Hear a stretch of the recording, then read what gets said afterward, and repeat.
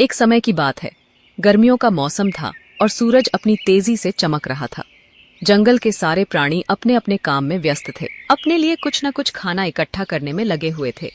जंगल में गर्मी के मौसम में सबको पता था कि ये समय था जब खाना इकट्ठा करना चाहिए, ताकि सर्दी और बरसात के मौसम में परेशानी का सामना न करना पड़े। सभी अपने जीवन का ये जरूरी काम समझकर ही मेहनत में लगे हुए थे।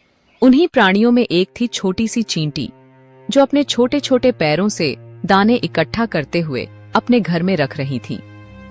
वो दिन भर मेहनत करती, दाने इकट्ठा करती और उन्हें अपने घर के एक छोटे से कोने में सजाकर रख लेती थी।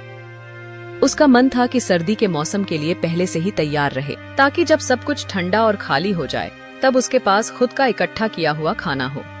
चींटी अपने घर के पास ही लगे हुए एक बड़े से पेड़ के नीचे अपने खाना इकट्ठा करने में व्यस्त थी। उसने सोचा था कि ये पेड़ के नीचे रहना सुरक्षित रहेगा और यहाँ वो आसानी से अपना भोजन रख सकती है। लेकिन चींटी के करीब ही उसका एक और दोस्त रहता था, और वो था टिड्डा। टिड्डा अपने स्वभाव में कुछ अलग था।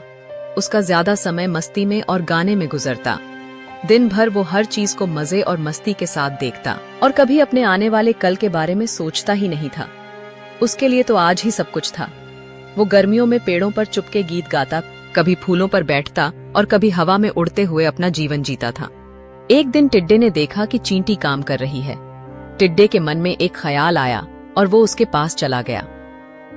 अपने रंगीन पंख फैलाए हुए वो चींटी के पास गया और थोड़ा हंसकर बोला, अरे चींटी, ये गर्मियों का मौसम है, तुम इतना मेहनत क्यों कर रही हो? अभी तो बहुत वक्त है बारिश और सर्दी के आने में।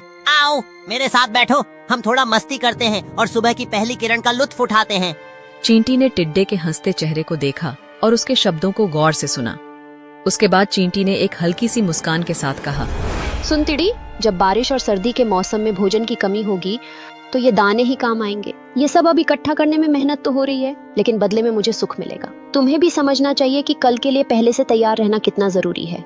लेकिन टिड्डे ने चींटी की बात पर ध्यान नहीं दिया और हंसकर बोला, तुम भी न चींटी, तुम बस काम ही काम करती रहती हो, एक दिन भी आराम नहीं। अब देखो मैं मस्ती से जी रहा हूँ और तुम यहाँ बस दाने इकट्ठा कर रही हो। तुम्हें अपना जीवन कैसे जीना चाहिए ये तो मैं तुम्हें नहीं बता सकता, पर बस इतना कहना चाहता हूँ कि थोड़ी मस्ती भी करनी चाहिए। यह कहकर टिड्डा उड़ गया और अपने गाने में खो गया। चींटी अपनी मेहनत में लगी रही और टिड्डा अपनी मस्ती में। दिन गुजर गए और धीरे धीरे मौसम बदलने लगा। पत्ते सूखने लगे और पेड़ों से फल और दाने भी गिरना बंद हो गए। जंगल में कुछ ही दिनों में हर तरफ ठंडक छा गई और छोटे छोटे परिंदे अपने घोंसलों में छुप गए। बारिश की बूंदें भी जंगल में गिरने लगी और बहुत कुछ बदल गया। अब तिड़ी को यह वक्त मुश्किल हो गया था। पहले वह जब चाहता था तब जंगल में कहीं भी कुछ भी मिल जाता था, लेकिन अब उसका जीवन आसान नहीं रहा। उसके पास अब न तो गाने का समय था और न ही उसके गीत में वह उमंग। जंगल में उसके छुपने के भी जगह कम हो गई थी और ठंडी हवा में वह कांपने लगा था। एक दिन भूख से तड़पता हुआ तिड़ी चिटी के घर के पास गया। वह अब बिल्कुल कमजोर लग रहा था और उसका रंगीन पंख भी सूख गया था। उसने चिटी से कहा, चींटी, मुझे कुछ दाने दे दो ना, मुझे बहुत भूख लगी है और अब जंगल में कहीं भी कुछ नहीं मिल रहा। चिटी ने तिड़ी की हालत देखी और उसकी आंखों में एक हल्का सा दया भाव आया और एक ठंडी सी सांस लेकर कहा, मैंने तो तुम्हें गर्मियों में ही कहा था कि कुछ दाने इकट्ठा कर लो, लेकिन तुमने मेरी बात नहीं सुनी। तुम हमेशा मस्ती में लगे रहे और कभी आगे के लिए सोचा ही नहीं।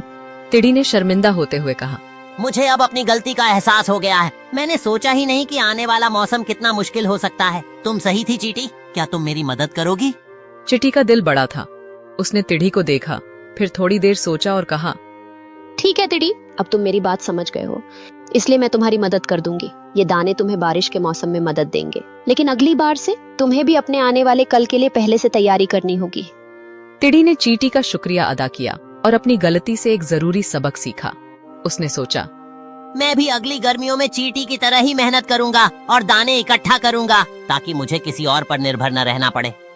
उस दिन के बाद तिड़ी ने भी चींटी की तरह काम करना शुरू कर दिया और कभी बिना सोचे समझे अपना वक्त बर्बाद नहीं किया। जब भी तिड़ी को भूख लगती, वह चींटी से लिए हुए दानों से अपना पेट भरता और दिल से यह मानता कि उसने जो सीखा वह उसकी जिंदगी का सबसे बड़ा सबक है। जैसे जैसे बारिश का मौसम गुजर गया और गर्मियों की वापसी हुई, तिड़ी ने अपनी नई सोच के साथ काम करना शुरू कर दिया।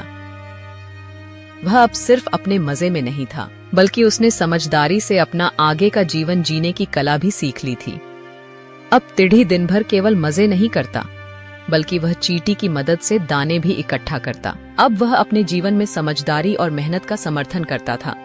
चींटी और तिढ़ी की दोस्ती अब और गहरी हो गई थी और दोनों ने मिलकर हर मौसम का सामना किया, एक दूसरे के साथ अपने अनुभव बांटे और एक दूसरे से सीखते हुए आगे बढ़े।